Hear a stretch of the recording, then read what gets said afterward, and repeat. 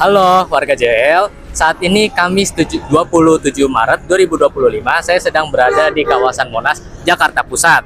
Dan terpantau di sini terlihat antusiasme para pemudik yang ingin menuju keberangkatan ke kampung halamannya masing-masing. Menjelang Hari Raya Idul Fitri, Dinas Perhubungan Pemerintah Provinsi Jakarta menyiapkan sebanyak 521 unit bus dengan 22.403 tempat duduk kursi untuk melayani program angkutan mudik gratis selama Lebaran 2025. Dengan adanya mudik gratis tentu akan memberikan kemudahan bagi para masyarakat yang ingin pulang ke kampung halamannya pada Lebaran tahun ini. Lalu, bagaimana tanggapan pemudik mengenai program yang diselenggarakan oleh Disub ini? Kalau saya pribadi sih ya karena faktor biaya yang tinggi ya Mas, travel itu. Jadi kalau saya ngikut ini kan sesuai dengan kemampuan saya nggak bisa ya bayar gitu. Jadi ikutan mudik gratis. Jadi yang pertama saya dapat dari media sosial. Yang kedua dari teman-teman. Ya terus saya lanjut coba daftar gitu. Oke. Kalau saya berharap ya untuk tahun depan lebih baik lagi gitu ya, armadanya atau fasilitasnya ya ini sih udah cukup lah, cuman lebih baik lagi gitu. Pendaftaran mudik gratis dimulai pada Jumat 7 Maret 2025 hingga Selasa 25 Maret 2025. Jumlah bus yang tersedia mencapai 521 unit dengan total kapasitas 22.403 tempat duduk. Tentunya jumlah pemudik harus menyesuaikan kapasitas tempat duduk dan bus yang tersedia. Pada mudik gratis kali ini, pemerintah Provinsi DKI Jakarta menyediakan sebanyak 521 unit bus bagi peserta dengan total kursi tersedia 22.403 kursi dan 20 unit truk dengan kapasitas 600 sepeda motor. Kendaraan truk pengangkut sepeda motor telah diberangkatkan dari Terminal Pulau Gadung pada tanggal 26 Maret kemarin, dan untuk hari ini akan diberangkatkan para pemudik ke 20 kota. Pelaksanaan arus balik akan dilaksanakan pada tanggal 5 dan 6 April 2025.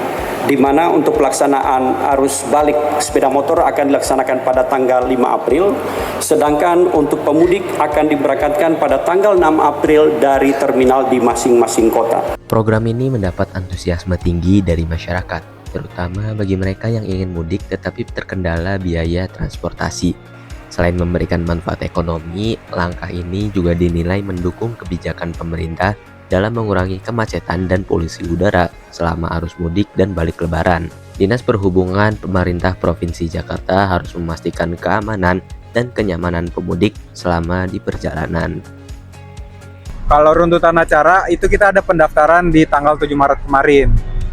Terus kemudian tadi pagi ini kita ada briefing di jam setelah subuh.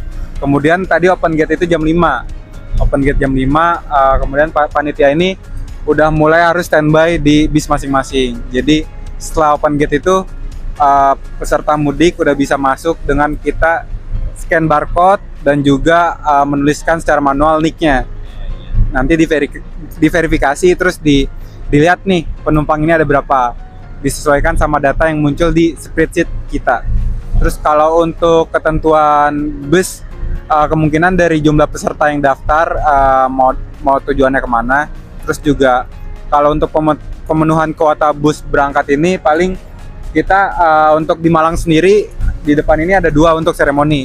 Jadi memang dari peserta mudik ini harus memenuhi bis yang di depan dulu untuk seremoni sekitar 80%. Nanti baru diisi yang belakang-belakang kayak gini.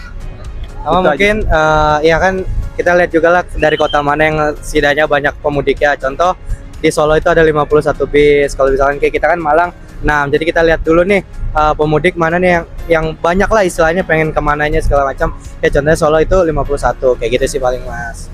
Kalau tujuannya sih rutenya itu ada Bandar Lampung, Palembang, Sragen, Solo, Yogyakarta, Malang kita, terus ada Purwokerto, Wonosobo. Terus ada apa lagi Mas? Jatim tuh udah banyak banget. Bahkan sampai kayak Pekalongan, Tegal tuh pun juga termasuk kayak Semarang kayak gitu. Pokoknya dari Kementerian Perhubungan itu ya sekitar 20 kota lah. 20 kota. Jadi kayak benar-benar mengayomi lah, wadah lah buat untuk pemudik kayak gitu sih. Kalau untuk keamanan pemudik sih kita sebelum berangkat dan sesudah berangkat itu pas sampai tujuan ada persyaratan untuk supir dan kenek juga. Jadi mereka itu harus menampilkan surat KIR. KIR itu buat kelayakan bisnya. Nah, terus juga foto SIM, STNK. Nanti pada saat sampai juga harus foto SPJ juga ya Mas. SPJ itu apa Mas? SPJ itu surat lupa lagi gue.